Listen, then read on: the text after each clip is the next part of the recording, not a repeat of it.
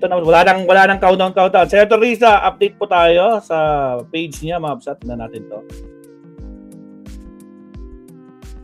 Ano pa mga update kay Senator Risa? Ano po yung reaction niya, Senator, doon po sa mga sangkot sa flood control sa kanyang cousin po na si former Speaker Romualdez? Yung sinabi nilang, hindi ako pangulo ng pamilya ko lang, hindi ako pangulo ng mga kaibigan ko lang. That is something that a president should really say and should act out. Isa ito sa dapat na mga conclusions dito sa mahaba, matindi at magpapatuloy pang kukumplituhin pang investigasyon sa flood control scandal at yung mga judicial processes na ibinumungan niya.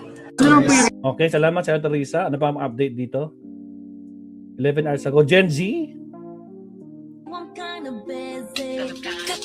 Ako po, meron bang sound card pa, no? Committee on Health hearing para sa pagpapatayo ng National Nutrition Commission, pagpapatatag ng mga provincial hospital at pagpasa ng Agri-Co-op Bill sa third reading. Wow! Yan si Senator Risa. Trabaho. O, di ba? Hindi talaga isa. Puro ka na lang sila. O, nangyari kahapon, Tuesday done, committee. Ano ba ngayon? Wednesday, tama. Health hearing sa umaga at Senate session sa hapon. O, yan ang ating Senator Risa. Nako, mag-umpisa na. Mamsa, naririnig ko na. Diyos ko po, Rudy. Ayan po, Senator Risa. Saludo tayo kay Carlos Yulo. Ayan, si Senator Risa, oh. Pati si Carlos Yulo, mga kakabsat. Aha, wow! Ayun, oh. Nagpa-picture siya kay Carlos Yulo, House of Representatives. Ano pang update?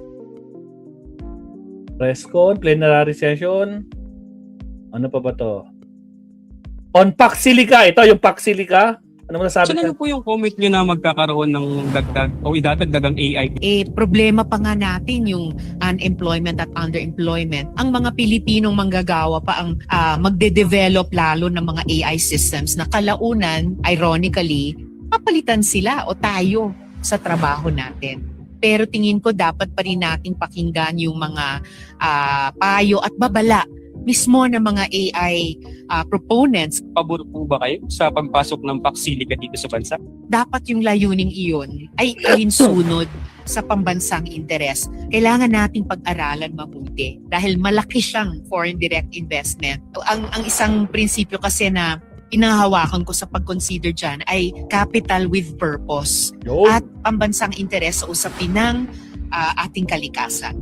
Sa usapin halimbawa ng digital security at sovereignty natin dahil halos wala pa tayong sapat na mga batas para. O, di ba? Yan ang Senator Risa, may alam sa Paxilica. Hindi tulad nung isa, yung si Lustay. Putragis, wala siyang comment. Bobo kasi.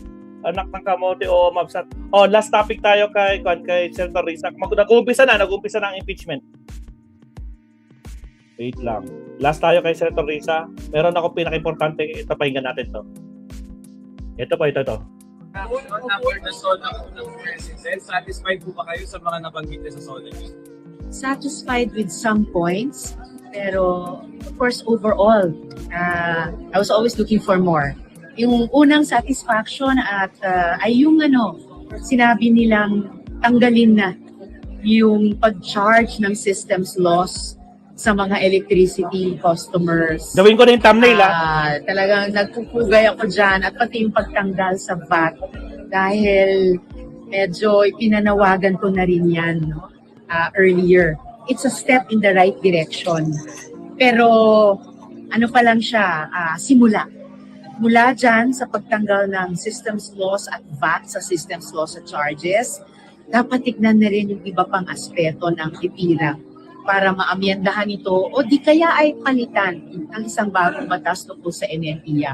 Pati dun sa mga kailangan reformahin sa generation, distribution at saka ano ba yun? Generation. Yung pangatlo. Sorry.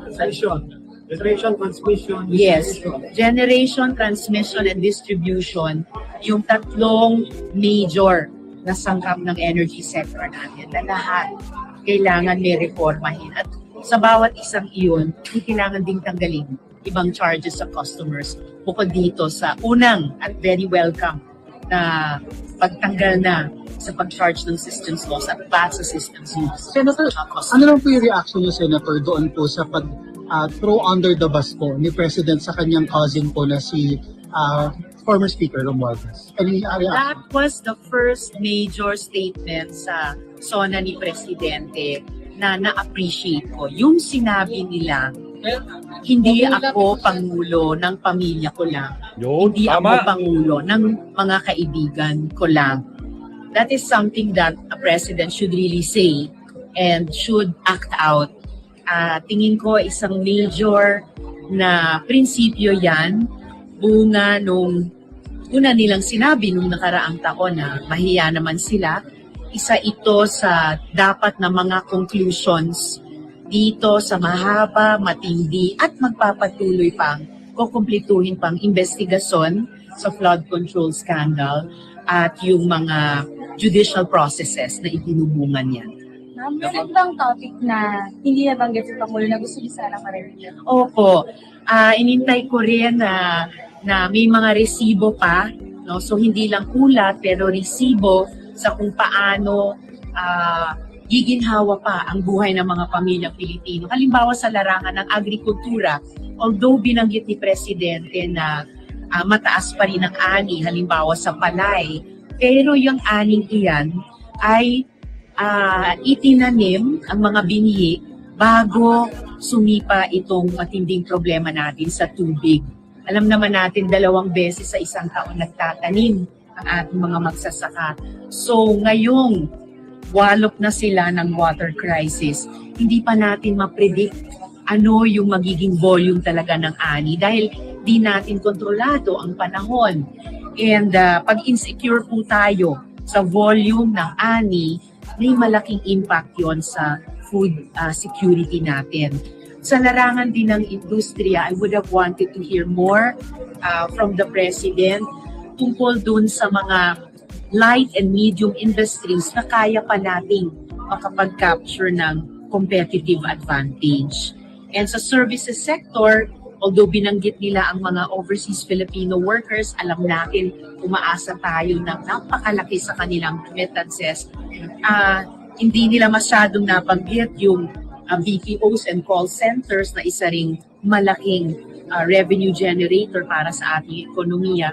Pero may iba pang aspeto sa services sector na pwede pa sanang i-highlight, halimbawa sa tourism industry bilang isa sa mga sektor sa ating ekonomiya na pwede talaga tayong iahon sa pandemya of a few years ago at sa kasalukuyang Middle East war at saka oil crisis. Nabanggit po yung nuclear energy. Yes, alam nyo yung nuclear energy yung issue kung bakit una akong naging aktivista nung high school, ako at isang teenager.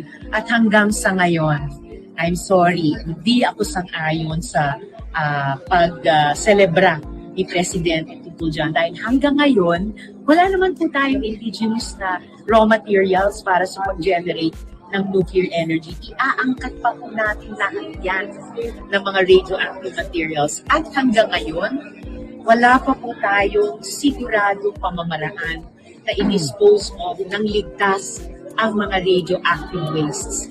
At sa kabilang dako, di tama na napakarami pa po nating mga potensyal at underdeveloped pa na renewable energies na likas dito sa ating archipelago, libre po sa atin, ligtas kumpara sa nuclear energy na kailangan lamang natin, speaking again of the energy issue, ayusin ang pag-upload nito sa ating grid at maipasok ng walang hadlang ng ating mga distributors at power generators sa energy system ng ating bansa.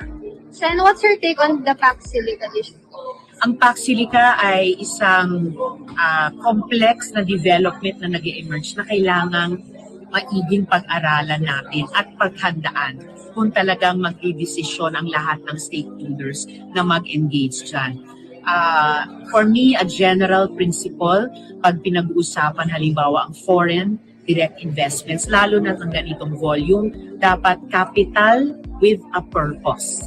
At yung purpose na yon, pangunahin ayon sa ating national interest. Kasama na po ang mga usapin ng internet security and sovereignty at kasama na po yung mga usapin ng ating kalikasan. Thank you, ma'am. Thank you, ma'am. After the SONA po ng President, satisfied po ba kayo sa mga nabanggit niya sa SONA?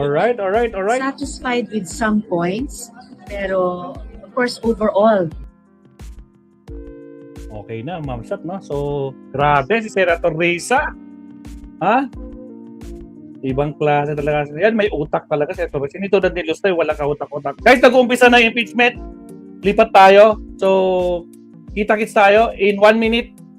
Pasok po ko ulit kayo sa ating live stream. Maraming salamat. Maestro Paul signing off. Bye-bye!